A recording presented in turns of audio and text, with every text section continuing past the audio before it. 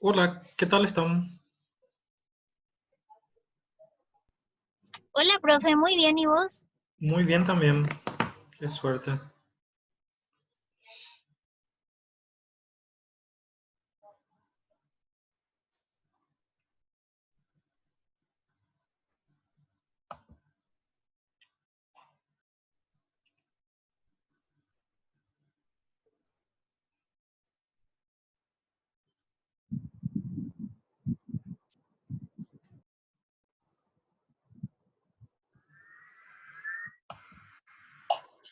Hola, profe.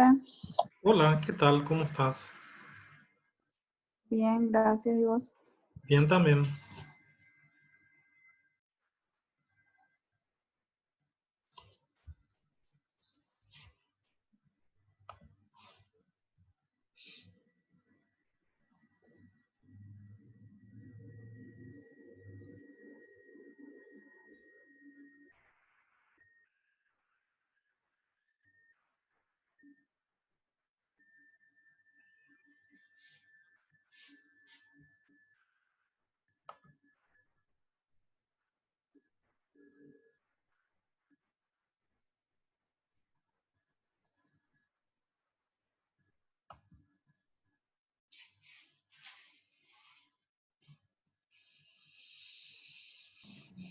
Buenas tardes, profe. ¿Qué tal? ¿Cómo estás? ¿Todo bien? Buenas tardes, compañeros. ¿Cómo están? Hola.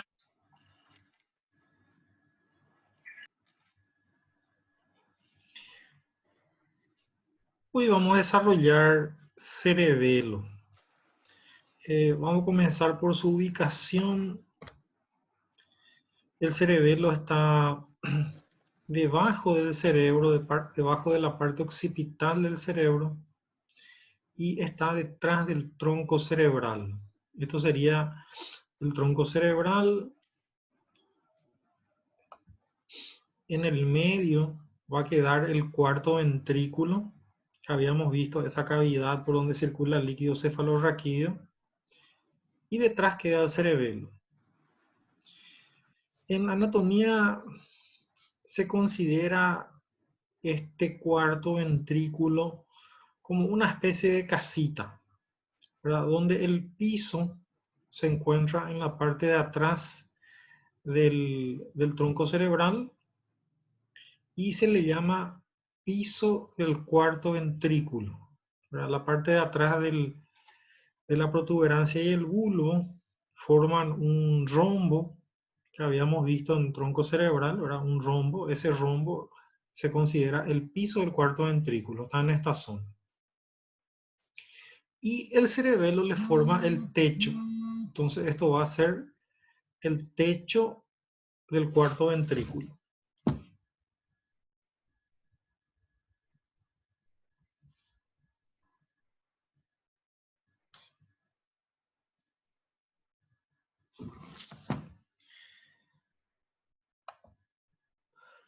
En cuanto a lo que podemos ver por fuera, la configuración externa, el cerebelo va a tener dos hemisferios, ¿verdad? Acá, uno a cada lado. Se le llaman hemisferios cerebelosos. Y una zona media que se llama vermis o gusano, por la forma que tiene. El significado de cerebelo es pequeño cerebro, porque es, digamos, una estructura muy parecida al cerebro, ¿verdad? Tiene también dos hemisferios. eh,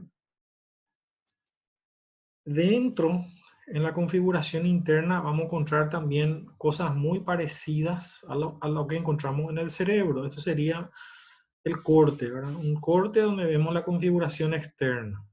Y vamos a tener sustancia gris en toda la periferia, después sustancia blanca y por último otra vez núcleos de sustancia gris dentro. Entonces, tanto por fuera como por dentro es muy parecido a los hemisferios cerebrales, ¿verdad? Por eso que tiene ese nombre de cerebelo, pequeño cerebro. En este corte vamos a ver que la parte de la corteza tiene una forma como de arborización, ¿verdad? Esto en un corte real es mucho más parecido al follaje de un árbol. Por eso se le suele llamar árbol de la vida. Después tenemos la zona de sustancia blanca y en el centro otra vez los núcleos de sustancia gris. En los núcleos de sustancia gris tenemos hacia afuera primero un núcleo bastante grande al que se le llama núcleo dentado o se le llama también oliva cerebelosa. Nosotros habíamos encontrado este tipo de núcleo con la misma forma en la protuberancia y en el bulbo. En la protuberancia se le llamaba oliva protuberancial o oliva superior. Y en el bulbo se le llamaba oliva vulvar, oliva inferior. Y esto otra vez se llama oliva cerebelosa o núcleo dentado, ¿verdad? Los tres van a actuar en conjunto para la regulación de la motricidad. Después más adentro tenemos dos núcleos pequeños que en conjunto se le llaman núcleos dentados accesorios, porque esta oliva cerebelosa es el núcleo dentado. Y los que están dentro son los núcleos dentados accesorios. El que está más hacia afuera se llama emboliforme y el que está más hacia adentro se llama globoso, por su forma, ¿verdad? El emboliforme tiene como la forma de una gotita de agua y el globoso como un globito. Bien en el centro encontramos el núcleo fastigio o se llama también núcleo del techo, ¿verdad? Y una zona de sustancia blanca que se llama médula cerebelosa. Entonces eso es lo que se puede ver adentro, en la configuración interna. Después tenemos una división funcional del cerebelo. En esa división funcional lo que se hace es, este cerebelo que vemos aquí abajo, se abre, se despliega. Y entonces aquí arriba podemos ver toda la corteza desplegada, ¿sí? Entonces vamos a tener un lóbulo anterior en esta zona, vamos a tener un lóbulo posterior, ¿sí? O medio posterior en esta zona, y vamos a tener esto que está en azul, que se llama lóbulo flóculo nodular. Ahora, en posición normal, como aquí abajo, esta parte azul, el lóbulo flóculo nodular, queda adelante. No va a quedar acá abajo, sino que queda adelante. ¿Sí? Es en la parte de adelante. Y esa parte del cerebelo tiene mucho que ver con el aparato vestibular, que vamos a mirar también en esta clase. El aparato vestibular es un aparato que se encuentra en el oído interno, que informa al sistema nervioso de la posición y movimiento de la cabeza en el espacio, y en base a eso el sistema nervioso genera las reacciones de equilibrio. Entonces, ese aparato vestibular que maneja el equilibrio tiene una conexión directa con esta parte media del cerebelo, la media y anterior del cerebelo. En cuanto a la corteza cerebelosa, vamos a tener tres capas. Una capa más externa que se llama capa molecular. Después viene una capa media, la capa de células de Purkinje, y una capa más interna de células granulares. Aquí, digamos, las que van a ejercer una función más primordial son las células de Purkinje. De hecho, se les considera las unidades funcionales del cerebelo. Entonces, la célula de Purkinje es la unidad funcional del cerebelo porque va a recibir toda la información que viene de distintas partes del sistema nervioso y va a generar respuestas de esta función que llamamos coordinación. Va a coordinar información motora, sensitiva, de retroalimentación visual, de distinto tipo para que la persona pueda tener un movimiento coordinado. Entonces, en líneas generales, el cerebelo va a tener una función que llamamos coordinación y el aparato vestibular una función que llamamos equilibrio. Son dos cosas diferentes.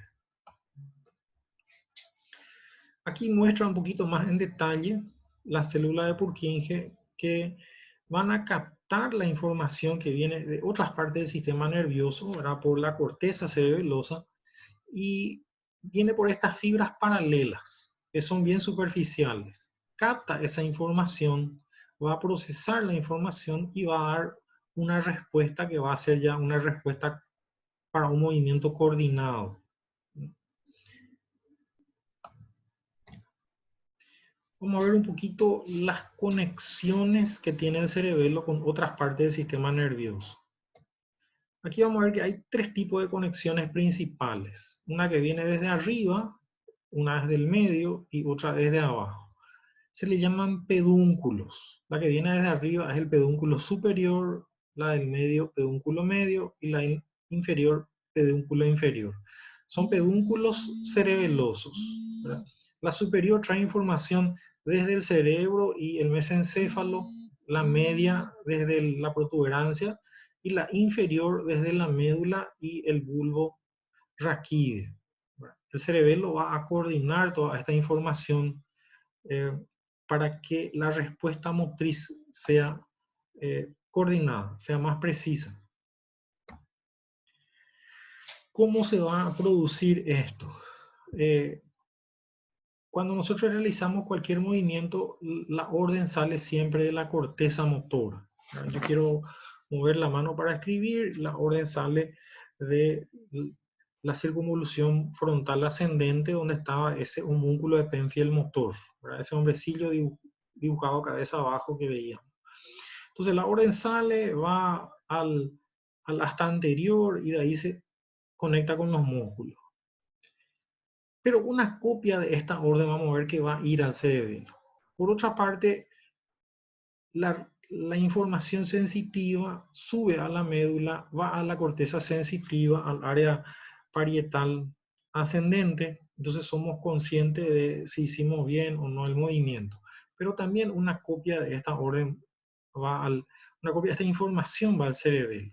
El cerebelo se va a encargar de coordinar esta información para hacer el siguiente movimiento más preciso, es decir, para reducir el margen de error.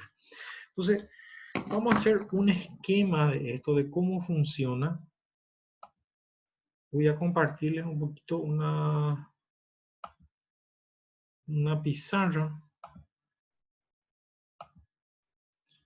Y vamos a hacer aquí un esquema de cómo sería.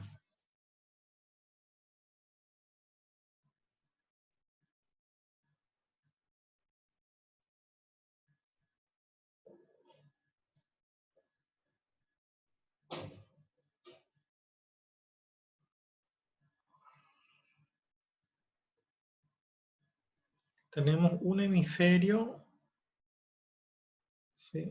Esto va a ser lóbulo frontal, parietal, acá se va a dividir occipital y temporal. En el lóbulo frontal teníamos esta área que era la frontal ascendente y en el lóbulo parietal esta área que era la parietal ascendente. Después vamos a tener el tronco cerebral y abajo la médula espinal. El cerebelo va a quedar aquí detrás del tronco cerebral y debajo de la parte occipital del cerebro. Aquí tendríamos la médula con la sustancia blanca afuera y la sustancia gris adentro en forma de una H. Ustedes pueden ver el dibujo, el paint. Sí, profe. Sí, sí, genial, genial. Entonces, las órdenes motoras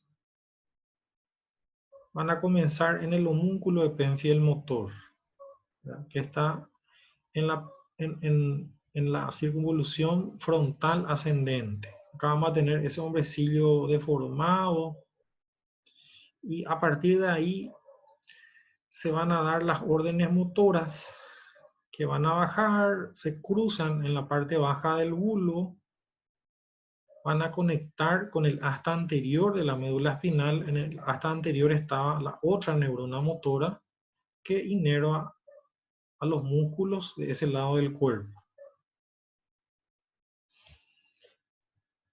Entonces, cualquier movimiento que queramos hacer, vamos a suponer un movimiento nuevo.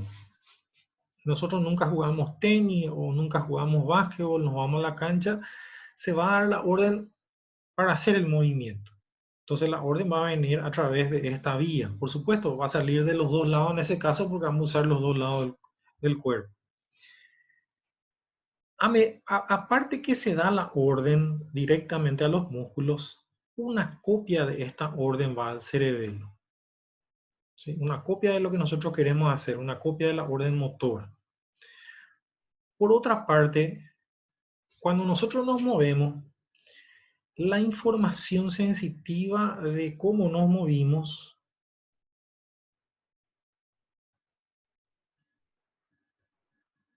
esta información va a venir a través de neuronas que vienen de huesos, músculos y articulaciones, entran al asta posterior y a partir de ahí también van subiendo, se cruzan en la parte baja del bulbo y llegan hasta la circunvolución parietal ascendente, donde está el homúnculo de Penfield sensitivo.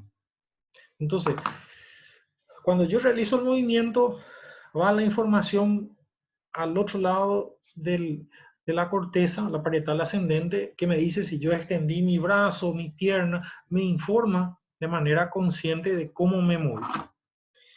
Pero también una copia de esta información sensitiva va al cerebelo. Por otra parte, nosotros vamos a ver el resultado. ¿Sí? En este caso vamos a utilizar el ojo para captar ese resultado, a ver si acertamos, si erramos muy lejos, qué tanto, ¿verdad? Y esa información, en este caso de retroalimentación visual, va a ir al lóbulo occipital, que está relacionado con la visión, ¿verdad? A través del nervio óptico, vías visuales, y llega hasta el lóbulo occipital. Entonces, yo soy consciente de qué tanto erré, ¿sí?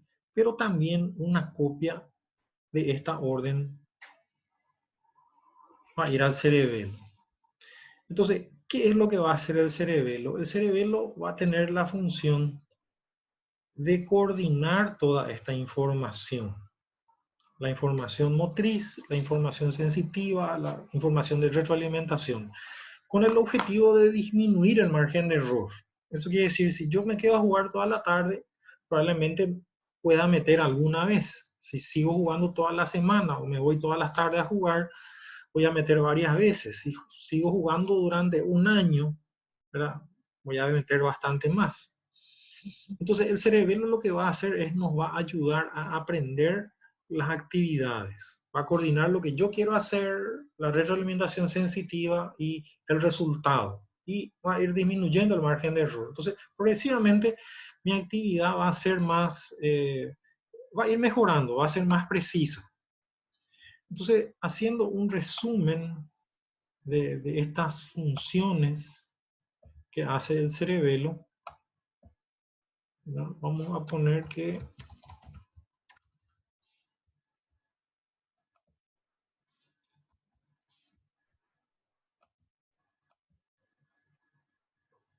segundito. El cerebelo en este caso, si comparamos el sistema nervioso con una computadora, el cerebelo va a actuar como un procesador de la información sensorio-motriz. Eso quiere decir, va a coordinar toda la información. Entonces, el cerebelo va a trabajar en una función que llamamos coordinación. En este caso, coordinación de la información sensorio-motriz. ¿Sí? va a optimizar las actividades sensoriomotrices. Va a hacer que la actividad sea cada vez mejor, que se pueda realizar con más precisión. Y comparando el sistema nervioso a una computadora, actuaría como un procesador, ¿verdad? Un procesador de la información sensoriomotriz.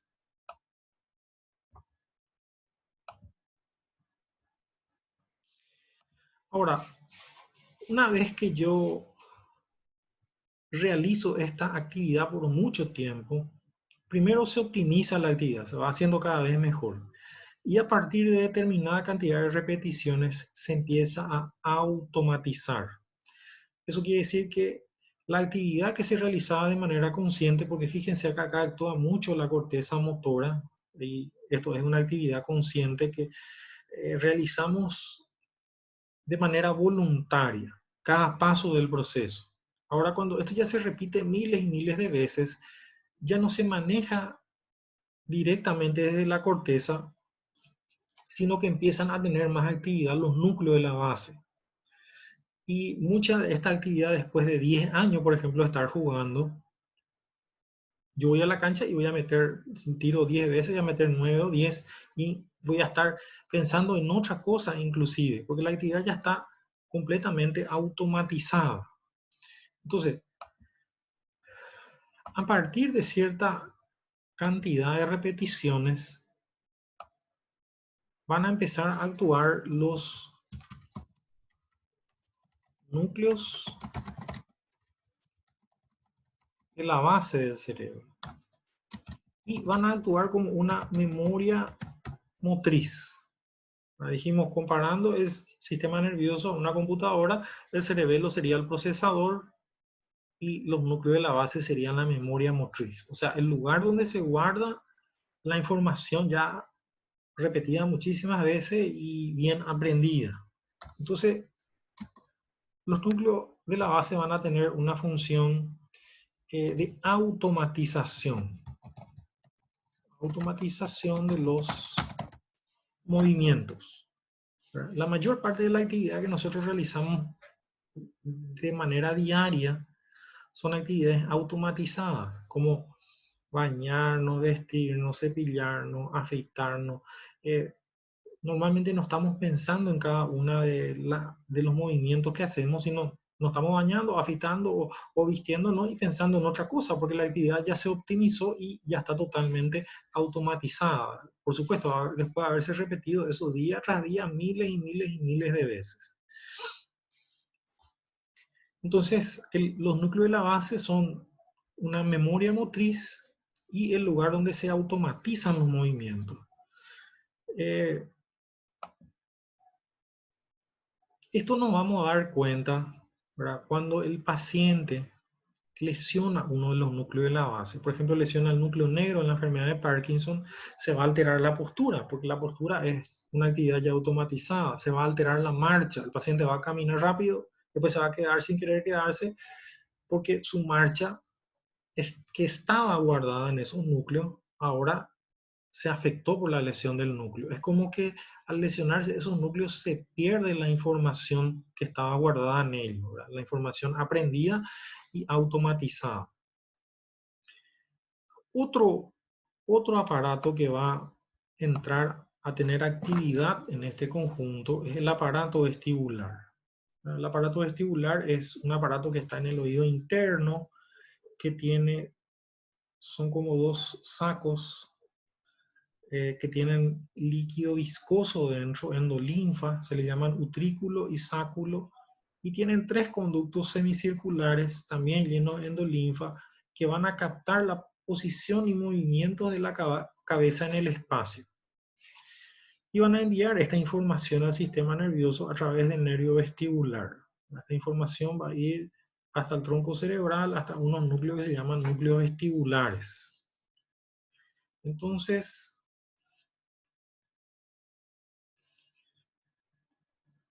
vamos a resumir un poquito las funciones del aparato vestibular. Y vamos a decir que el aparato vestibular, por una parte,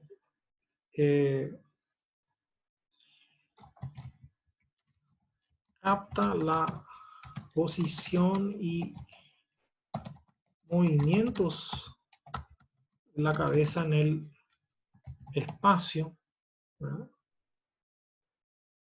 Porque como está en el oído interno, al moverse la cabeza, ¿verdad? Eso es lo que capta. Envía esta información al sistema nervioso y el sistema nervioso, a partir de esa información y también la información que viene del resto del cuerpo, va a generar las reacciones de equilibrio. Entonces el aparato vestibular va a tener mucho que ver con el equilibrio.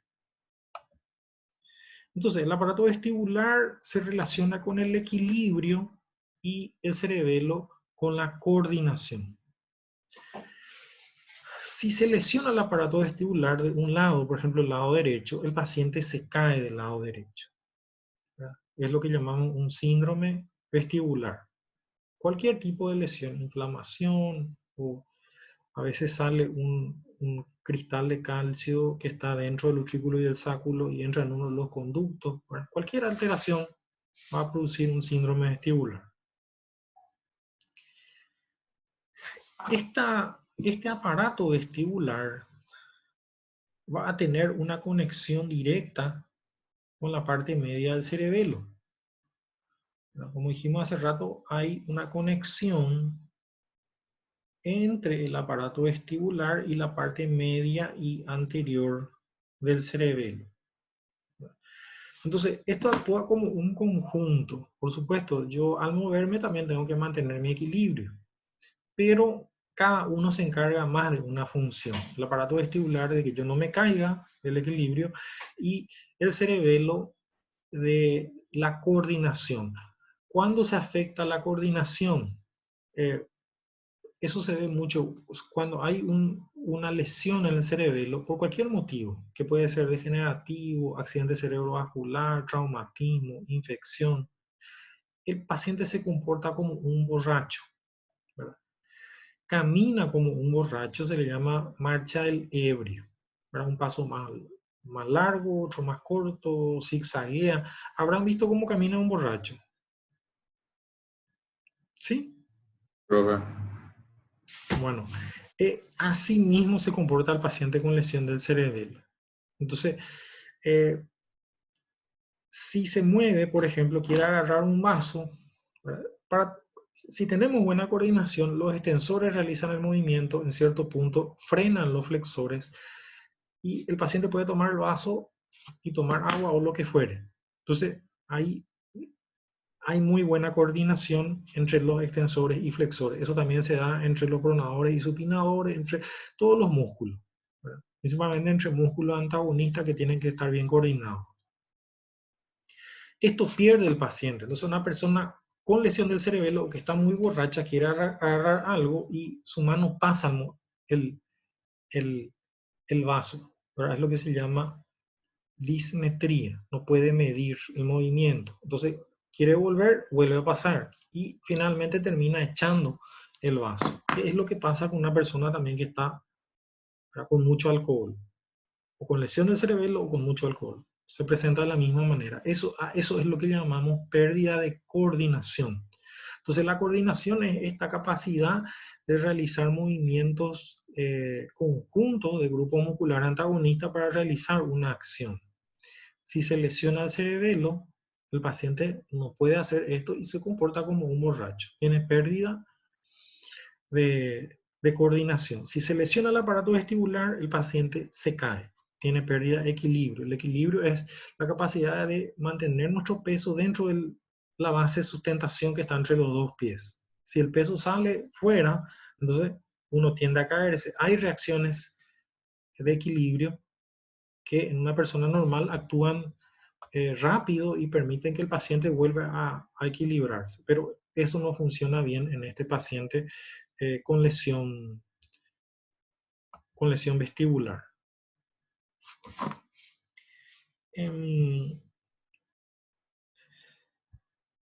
Entonces, vamos a repetir un poquito otra vez para hacer un resumen de estas funciones, ¿verdad? Si comparamos el sistema nervioso a una computadora, el cerebelo actúa como un procesador de la información sensorio-motriz. Y los núcleos de la base actúan como memoria motriz. O sea, el cerebelo nos ayuda a aprender, a disminuir el margen de error y a optimizar esa actividad. Y después, con miles y miles y miles de repeticiones, la actividad se va automatizando. Se va optimizando primero y después se va automatizando. Y cuando se automatiza, se guarda en los núcleos de la base. Entonces, los núcleos de la base son lo que llamamos memoria motriz, ¿verdad? Hasta acá todavía nosotros no hablamos nada de lo que es la parte cognitiva. Cuando hablamos en este sentido de memoria, no es poder leer algo y después recordar. Esto es, la memoria motriz se refiere a la capacidad de realizar esos movimientos o actividades que repetimos miles y miles de veces. ¿Sí? A eso nos referimos como memoria motriz. Entonces, los núcleos de la base se encargan de esa automatización de los movimientos. Por otra parte,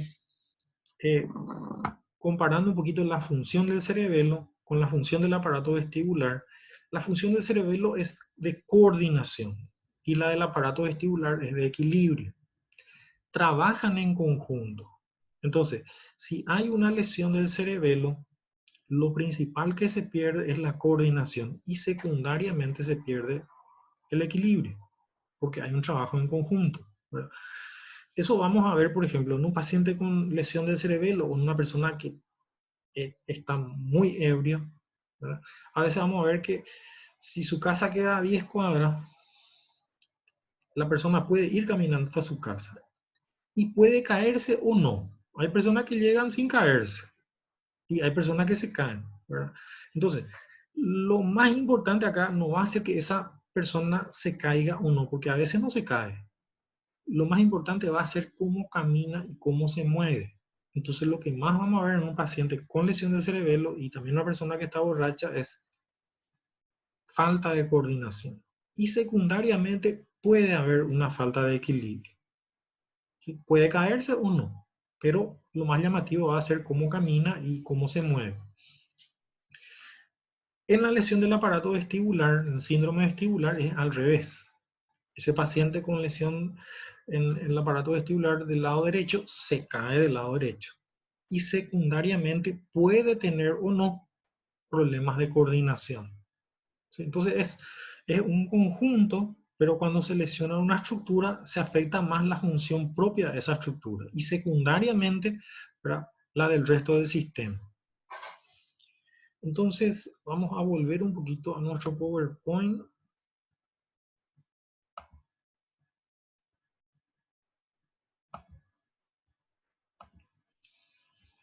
Y aquí vamos a ir viendo, ¿verdad?, esquemas que nos muestran lo mismo, ¿verdad? Nosotros queremos hacer algo, ahí ocurre el planeamiento motor, el área premotora, ¿verdad? En la parte de adelante yo digo, yo quiero hacer tal cosa. La orden motora en sí sale del homúnculo epénfico motor y va bajando. Tálamo, núcleo, tronco, médula y finalmente músculo que va a realizar el movimiento. Pero una copia de esta orden motora se da al cerebelo. Por otra parte, la información sensitiva va subiendo desde el músculo, como me moví, ¿verdad?, hasta el córtex sensitivo, parietal ascendente. Pero una copia de esta orden, una copia de esta información también se va al cerebelo. Entonces el cerebelo lo que va a hacer es coordinar la información para mejorar el movimiento, para hacer más preciso el movimiento. Acá muestra lo mismo, ¿verdad? El área premotora que va a ser básicamente la planificación, el córtex motor que ya va a dar la orden que va a ir a los músculos, ¿verdad?, y la copia de esta orden que se da al cerebelo. Por otra parte, la información sensitiva que viene de cómo se movió el músculo va a subir hasta el córtex sensitivo, pero va a pasar también una copia al cerebelo. Entonces el cerebelo va a coordinar para que este movimiento sea más preciso. Acá muestra lo mismo. La corteza motora da orden a los músculos, pero una copia va al cerebelo. También la información sensitiva llega al cerebelo, ¿verdad?, en forma de una señal de error. Es decir, acá lo que va a hacer el cerebelo es va a decir, bueno, la corteza quiso hacer esto y se movió de tal manera, pero el resultado fue esto. Entonces vamos a ir ajustando ese error para reducir el margen de error. Acá vamos a ver un poquito la relación entre el cerebelo y el aparato vestibular, ¿verdad? Donde el cerebelo va a estar conectado por una parte con el aparato vestibular y por otra parte con los núcleos de la base del cerebro. Si hay lesión del cerebelo, en general la función del cerebelo dijimos que va a ser la coordinación. Acá, por ejemplo, la persona quiere ponerse el zapato, para eso necesita buena coordinación, pero también simultáneamente trabaja el equilibrio para que la persona no se caiga. Entonces, la principal función del cerebelo es la coordinación del movimiento, es decir, permitir que el movimiento se realice con facilidad y precisión. Facilita la realización del movimiento voluntario por su conexión con la corteza motora, hace más preciso el movimiento voluntario. El cerebelo también regula el tono muscular para mantener la postura. Y el cerebelo participa en el aprendizaje de los movimientos, lo que estábamos diciendo, ¿verdad? Nos ayuda a aprender cualquier actividad nueva. Cuando se altera, ocurre esto que tenemos acá, que es la ataxia. Taxia, la palabra taxia es la capacidad de estar en pie y caminar normalmente en línea recta. Y el prefijo a significa eso no funciona o no funciona bien. Entonces, ataxia quiere decir el paciente no puede estar en pie ni caminar normalmente en línea recta. El paciente con lesión del cerebelo, igual que el borracho, ¿verdad? Tiene marcha del ebrio. Entonces, no tiene esta capacidad de estar en pie y caminar normalmente en línea recta. Tiene dismetría. ¿Verdad? Metría de metro, distancia, y disfunción, ¿verdad? No puede medir la distancia, entonces termina echando lo que quiere agarrar. Esto, ¿cómo se prueba la función del cerebelo? Se prueba en miembros superiores con lo que llamamos prueba índice-nariz. O sea, la punta del índice le pedimos con ojos cerrados que el paciente lleve a la nariz. Si hay lesión del cerebelo o el paciente está muy borracho, no acierta su nariz, ¿sí? Y en miembros inferiores, esto se le pide que lleve un talón a la rodilla y el otro talón a la otra rodilla. Si el paciente tiene lesión del cerebelo o está muy borracho, el talón va más arriba o más abajo de la rodilla, no acierta exactamente. En cuanto al aparato vestibular, dijimos que está en el oído interno, envía la información de posición y movimiento de la cabeza en el espacio a los núcleos vestibulares que conectan con el cerebelo. Pero esto se va a encargar principalmente de generar las reacciones de equilibrio. Que el paciente no se cae. Si no funciona bien, nuestro paciente se cae. También el aparato vestibular maneja los músculos oculares, es decir, que haya una buena coordinación entre los grupos musculares que manejan el ojo. Entonces, en un paciente que tiene lesión del aparato vestibular no puede leer bien, no puede seguir objetos, porque el aparato vestibular no está coordinando bien los músculos del ojo, ¿verdad? Y en los casos más graves, vamos a ver que el ojo del paciente va temblando de manera involuntaria. A eso se le llama nistagmus. Es un temblor involuntario del ojo porque el aparato vestibular no controla bien los músculos oculares. Entonces acá tenemos un resumen, ¿verdad?, de qué pasa cuando se lesiona el aparato vestibular: desequilibrio, síndrome vertiginoso, el paciente tiene vértigo, dice, me parece que las cosas se dan vuelta alrededor de mí o me parece que yo me doy vuelta alrededor de las cosas. O tiene, por ejemplo, mucha sensación de desequilibrio cuando se sube y se baja un ascensor, cuando se sube en un barco, inclusive cuando ve que alguien se sube arriba.